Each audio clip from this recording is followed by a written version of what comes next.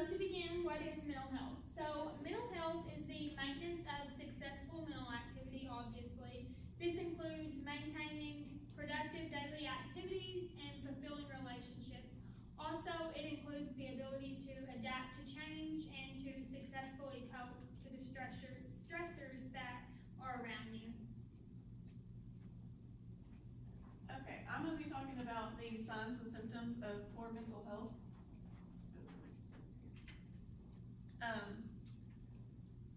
There's many things that go on with signs and symptoms of mental health. A few are appetite and sleep changes. Some people will start eating a lot more. Some people won't eat at all. Some people will sleep. They will stay up all night, all day, won't sleep at all. Some people go into a more depressed state and will sleep all the time.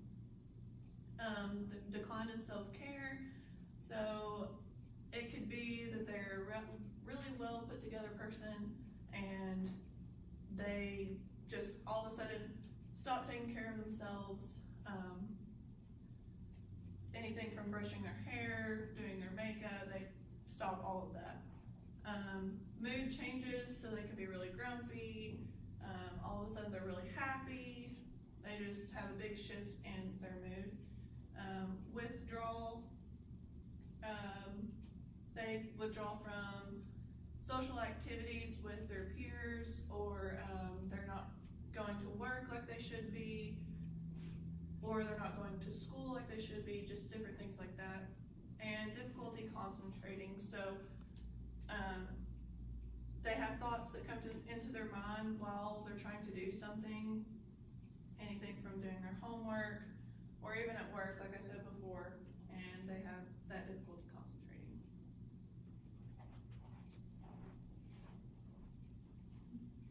Okay, the common questions of depression. Am I worth it? Yes, you are so worth it. Is there hope for me? There's hope for everyone. All the time, doesn't matter where you came from, what illness you've been given. It says, is there hope for me? There's always hope. Always, always, always. So it's okay to not be okay. Am I the only one with this problem? No, you're not the only one with this problem. This person over here that looks like they have their life together, they have just as many problems as you do in your life. And everybody is not perfect. Nobody is perfect. So, are you the only one with this problem? No. It doesn't matter if you come from a poor family. It doesn't matter if you come from a rich family. It doesn't matter what your situation is. You are not the only one in this world that has this problem. And there is always help. Do I really need help? Yes, you do. Do we want to ask for help? Not all the time, no. We think, oh, asking for help is weakness. It's not weakness, it's actually strength. Do you really need help? Ask yourself that ask yourself that. Do you really need help? Do I really need help? Yes, I do. And if your answer is no, then that means that you need to reflect upon yourself again and say, it's okay to reach out for help. So always, always, always reach out, and there is help for everyone, and there is hope for everyone in the end.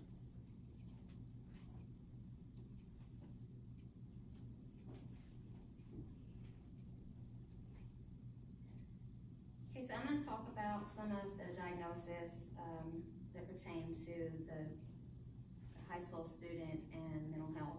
The first one's anxiety. And the American Psychological Association defined anxiety as an emotional characterized by feelings of tension, worried thoughts, and physical changes like increased blood pressure. While anxiety can cause distress, it is not always a medical condition, though. It's quite common in today's society, especially among our high school students. The National Institute of Mental Health reports that an estimated 31.9% of adolescents aged 13 to 18 years old has some type of anxiety disorder.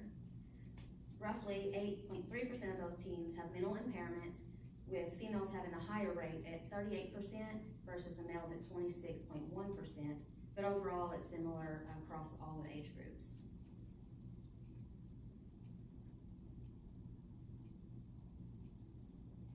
Like I mentioned before, anxiety is quite common and expected part of life. You may feel anxious before a test or making an important decision, but anxiety disorders involve more than just temporary worry or fear of anything. A person with anxiety disorder is where the anxiety does not go away and can get worse over time, interfering with daily activities, schoolwork, and even relationships. There are several types of different anxiety disorders, including generalized anxiety, panic disorder, and phobia disorders. But there's one that stands most out in our teens and adolescents in the high school population. Social anxiety disorder is one of the most common psychiatric disorders there are, impacting over 15 million Americans with the onset beginning at age 13. This disorder is marked by an intense fear of anxiety towards any situation that somebody may come in contact with. These teens and students worry that their actions and behaviors due to anxiety will leave them judged by their peers and adults around them, causing a constant cycle of embarrassment in our youth. They will ultimately become withdrawn and avoid any possible social activity.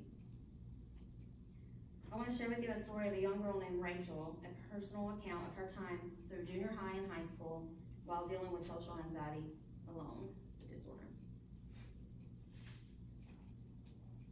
Rachel's story. And this is a direct account on how her day went. I climbed the steps of my high school grudgingly knowing what lies ahead. I have no friends at this school, so it's one long day of loneliness. I always arrive early because I'm afraid of being late for class. I couldn't stand the thought of walking in late and having everyone look at me. Since I arrive early, the teachers often pass me. I keep my head down so that we don't have to say hi to each other in awkwardness that would involve. I know what they're thinking. What is wrong with her? Why does she not talk to anyone? I arrive at my first period class and listen to the chatter around me. Everyone is talking about their weekend. I just keep my head down and try not to catch anybody's eye. During class, I do the same thing with the teachers in the hopes that she will not ask me a question. Sometimes it works and sometimes it doesn't. If asked a question, I quickly mutter a response, feeling my face turn bright red and all eyes are on me. During lunch, I usually sit alone or with a group of kids I used to know but have nothing in common to talk about. I know they wonder why am I sitting here when I don't even talk. Sometimes someone will ask a question. As usual, I start to panic, feel my heart start to race, and words get caught in my throat. I say as little as possible. I am sure everyone wonders what's wrong with me. As much as possible, I have scheduled my classes to avoid public speaking. Unfortunately, it can't be totally avoided. When I have a presentation or a speech to give, I worry about in months in advance. The night before, I get a little to no sleep, and the day of the speech, I'm a nervous wreck. If it is in my last period class, I can't concentrate for the whole entire day. When I finally get up to speak, my heart is beating so loudly that I'm sure everyone in the class can hear it. My hands shake and so does my voice. I have trouble even catching my breath. Outside of school, I am not really involved in any activities. I don't have a part-time job like most other kids because I'm too afraid to apply or go for an interview. And I spend most nights and weekends at home reading or doing homework.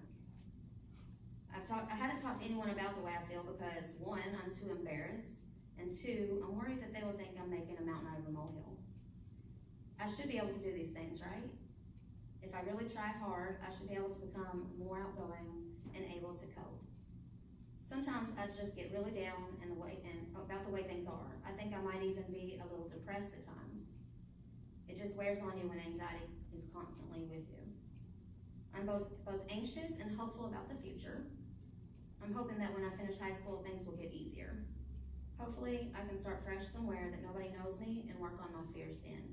Maybe at some point, I will get up the courage to get help that I probably really do need.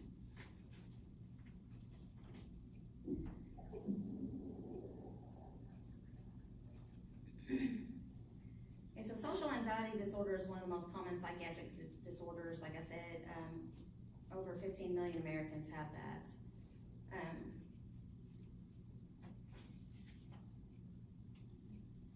Okay, the next one is depression. What is depression? The APA, or American Psychological Association, defines it as a common and serious medical illness that negatively affects how you feel and the way you think and how you act. It can cause feelings of sadness, loss of appetite, interest in activities, especially in the ones that you used to once enjoy, and loss of the ability to function in school, homework, other relationships due to a decreased desire to do so. The U.S. Department of Health and Human Services conducted a survey in 2017 showing that high school students at a percentage of about 40%, and that's in Arkansas, reported serious symptoms of depression. 9% higher than the US average overall, which was 31%. What does that mean? It means that our neighbor sitting right next to us can be exhibiting depression, and it's time to be productive, educated, and be a better neighbor. In closing on depression, before I wrap it up, I want to clarify what depression really is.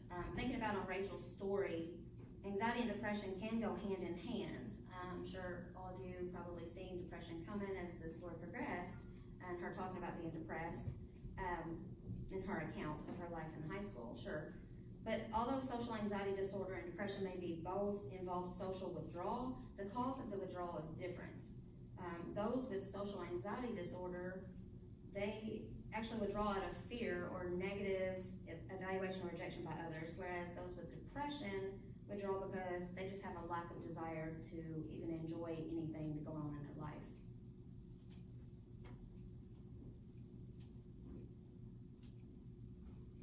So bullying and mental health, they kind of go hand in hand. If you're bullied, you're going to have a hard time being happy in the environment that you're in, being productive. Bullying can affect physical and emotional health as well as increase the risk of mental health. Also, headaches and adjusting to the school curriculum could be difficult as well in having that happen. It can cause both short-term and long-term issues and long-term damage to your self-esteem or self-esteem. The National Institute of Child Health and Human Development research studies that show that they are bullied, those that are bullied and have been bullied others are at a higher increase for depression. There are different types of bullying. There's three main types. There's verbal bullying, there's social bullying, and cyberbullying. Now those are three outside of physical bullying, which we all recognize what physical bullying actually would be. And verbal bullying, or also known as verbal abuse, is when someone who is basically a person that uses insulting or demeaning language to mock, embarrass, insult another person, including abusive anger, accusing or blaming, judging, criticizing, name-calling, and threatening one person. It's important to know that verbal bullying can be just as harmful as even physical bullying is. It can also affect someone in emotional and psychological ways. And remember, our words can be as powerful as our actions and can lead to low self-esteem, depression, and other problems. Social bullying is also known as relational bullying. Social or relational bullying is probably the least known form of bullying because it is one of the most common forms. It can have more damaging effects than the other types of bullying. Social or relational bullying causes harm by destroying an individual's peer relationships and social status. So this could involve social exclusion, such as not inviting a peer to take part in an activity that everyone else may be partaking at that time, leaving them out of the whole entire activity. Also involves spreading rumors and embarrassing info about that person.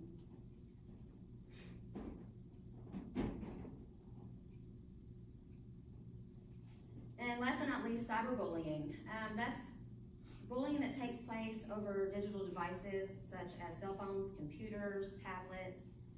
This can occur through SMS, text, app, or emails, online social media forums, or even gaming where others can view and participate and share in all the content going on. Cyberbullying includes sending, posting, or sharing negative, harmful, false, or mean content about another person in order to cause embarrassment or humiliation, or to threaten and scare another person. In today's society, this occurs mostly on social media such as Facebook, Instagram, Snapchat, and Twitter, as well as through just direct texting on your phone or email. And what goes online on the internet generally stays, causing long-term lasting effects, emotional, mental effects that can be brought back up over and over throughout the person's life because it's always there. All right, and where does bullying occur? So bullying can occur in any setting where children and youth gather, and often across multiple settings. It's not always just in the school setting. The majority occurs at school, but a substantial portion, at least 1/3 of bullying, occurs beyond the boundaries of the school grounds. Specific types of bullying, such as electronic bullying, are more likely to occur outside of the school, but the effects that take place from the bullying outside of the school, such as that, likely transfer to peer interactions at school and negatively influence that person's education and school environment once they're back with their peers. And here's some statistics on bullying. So child and teen bullying are they're not at an all-time high. Some kids are so tormented in today's society that suicide has even become an alternate for them. And this has everyone worried, not just the kids and the teens on the receiving end of the bullying, but also teachers, parents, and others that may not be educated or aware of how harsh bullying can be and how it can affect our lives. Here's some statistics to help us all be more educated and mindful on bullying and what it's doing to those around us. So even though someone feels like bullying is a normal rite of passage, just remember, in growing up, it is absolutely not a rite of passage. It's not okay. And so 28% of students and high school students across the U.S. actually experience bullying on a daily basis, whereas 30% actually admit up to being bullied and report it. 70.6% have witnessed bullying, and 15% have been cyberbullied, while 20 to 30% report an incident.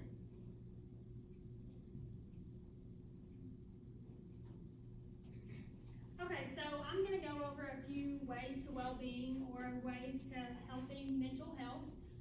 Number one, it's very important to connect with others. Not only will this enrich your life, but it also gives you a support system for when times are rough and you need some advice or help. So it's very important to invest in your peers and make those meaningful relationships and friends. Also, physical activity is very, very important every day, not just here and there. Physical activity reduces the signs of anxiety and depression, and it just makes you feel good. I know for me, at least, when I'm stressed out, I can go on a run, and afterwards I feel a million times better. And you don't have to run or anything. You can take a walk, go ride your bike, go play with your dog, go garden, just anything to get you up and moving every day will really help improve your mental health.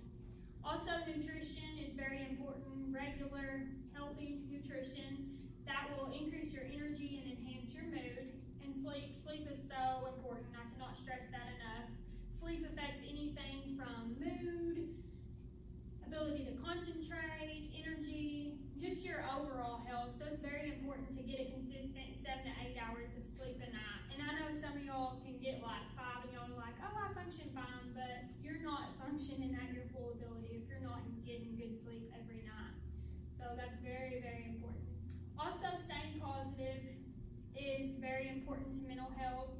If you're a pessimist, it's not going to do anything but leave you in a bad mood all the time. So just being positive and looking at the bright side of everything really helps your mental health. I know for me, what's got me through some tough times is just telling myself, you know, this could be a lot better, but it also could be a lot worse. And that's really pulled me through some difficult situations. Obviously, if you're talking to someone that's suffering from a mental illness, don't be like, oh, just stay positive. But if you're in that situation, that's a very good mindset to have. Also, giving is very important. And I'm not just talking about giving materialistic things. I'm talking about giving your presence, your time, just being there for somebody, smiling at somebody, just being there to help somebody if they need you is very important. And that will enrich your life and really enhance your mood and the others around you. So that's very important. Also, I'm going to go over a few ways that you can help someone. I'm sure all of y'all have at least someone in y'all's life that suffers from a mental illness or anxiety or something along that line. So first things first, you need to familiarize yourself with the illness. You need to become familiar with its symptoms and kind of know what to expect going in. That way you're not too surprised about anything. Also, it's very important to be respectful, empathetic, and compassionate. Don't ever be judgmental. They're not going to let you help them or open up to you if you are. So always, always, always be respectful. Also, ask them if they need help. And if they do, connect them to the right resources. So if you're wanting to help somebody, it's important to become familiar with the resources that are available for their condition before you get ready to help them. Also, instead of just guessing what helps, like saying, oh, just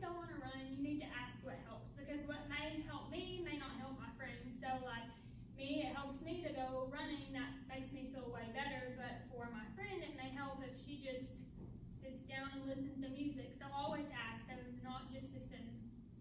Lastly, start a dialogue, not a debate.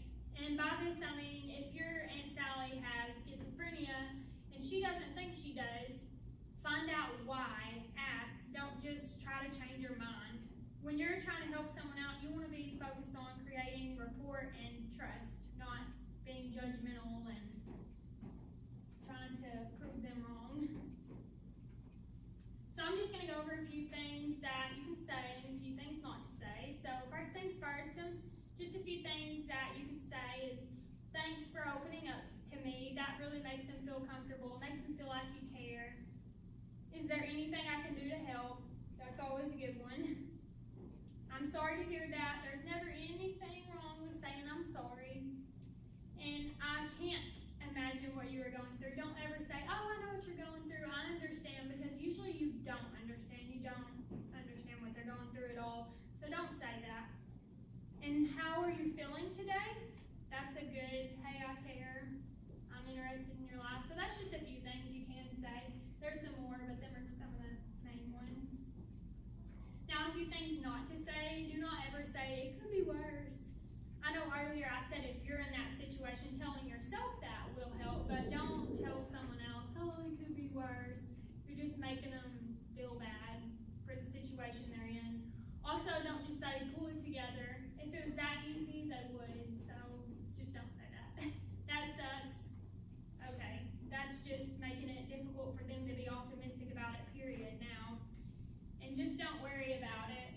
Typically, people who worry, they know they worry, and when you sit there and tell them that, you're just adding on top of the guilt and all the other problems they have, so that's not helpful at all. And don't ever say, stop acting crazy. That's awful. Crazy is terrible to be called. Just don't do it.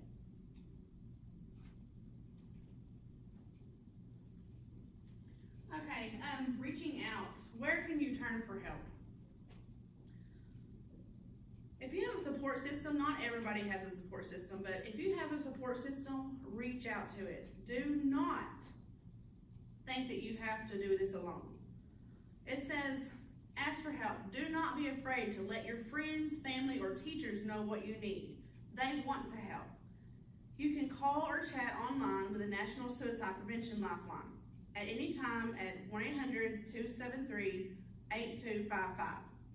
So, even if you're not suicidal, you can still get out, you can still get help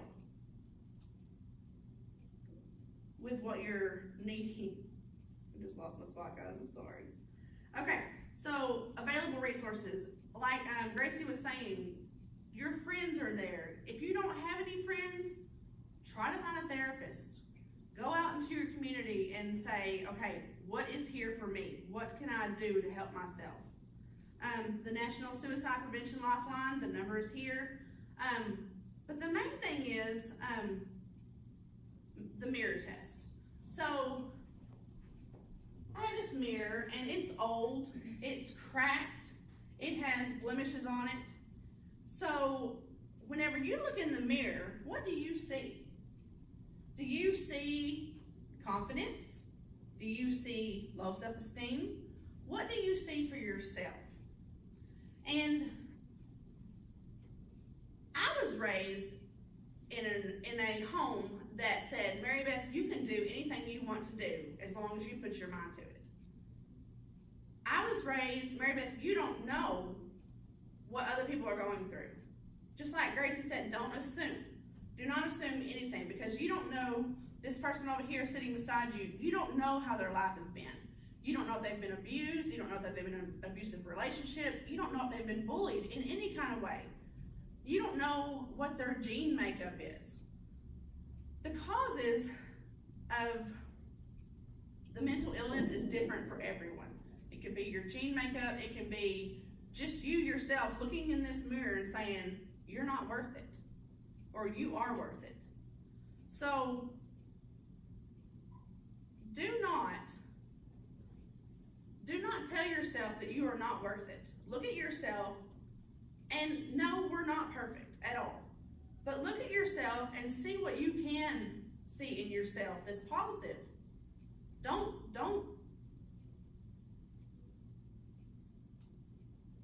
remain on that your big toe is bigger than the others. Don't look at that.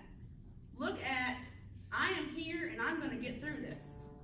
Don't say, oh, my hair's a little bit shorter than this girl over here. So, do not look at yourself in a negative way. Be positive. It's hard to be positive all the time. Things are gonna happen in your life. You're not gonna have 54 bad days and then one good day. You might, you never know. But do not look at it in a pessimistic view. Try to be positive. Yeah, dadgummit, we had a bad day today. But we're gonna get through this. So each one of us needs to look in the mirror and we need to do positive self-talk every day. You might have a bad day. You're gonna have bad days, that's life. And I say to myself, like Gracie said all the time, it could be worse, something. But when you're talking to somebody else, try to stay positive in that mode, because if you say, oh, it could be worse, and then just go on, you're not helping them at all. If you're looking at yourself and saying, Mary Beth, you're gonna get through this. Yes, it could be worse, but this is gonna be how you get through this. It might not be the way that Sam over here gets through it. It's the way that you get through it. Not everyone is the same. Not everyone looks at everything the same. So dial down, like I was raised differently than, other people. Dial down how you were raised, or dial down how you were taught to do something, and say, oh, there's a different way to doing this. Okay, so look at yourself in the mirror. We are hardest on ourselves. Okay, and I have a quote. It says, it's this I'm not good at this technology stuff, y'all. All right, so anyway,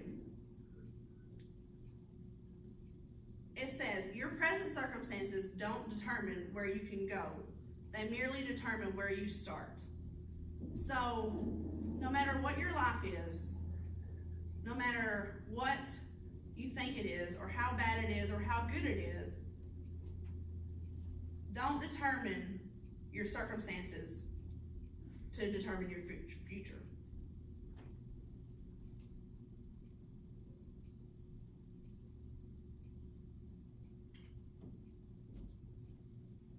Okay, and that is all that we have. These are our sources. These are our Many of sources. them. That's it. And there is a source on here. It says the mirror test. I would encourage everyone to read that, watch it, because it's very, very insightful to what other people see, and not just us, but other people looking at themselves also.